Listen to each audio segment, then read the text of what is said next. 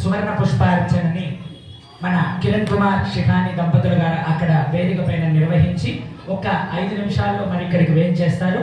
స్వామివారికి ఇక్కడ సహస్ర దీపాలంకరణ సేవ, ఉంజల పవలింపు సేవతోటి ఈ రోజు కార్యక్రమాన్ని మనం ముగించుకొని తదుపరి తీర్థప్రసాద గోష్ఠితోటి ఈ యొక్క కార్యక్రమాన్ని మనం ముగించుకుందాం. అందరికీ కూడా అల్పాహారాన్ని ఏర్పాటు చేశారు.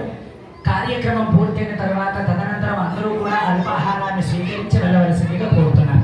దేవాలయ అర్చక పాలక వర్గం అందరూ కూడా రామచంద్రమూర్తి దగ్గరికి వస్తే పుష్పాలంకరణ సేవలో అందరూ కూడా సమర్పణ చేయవలసింది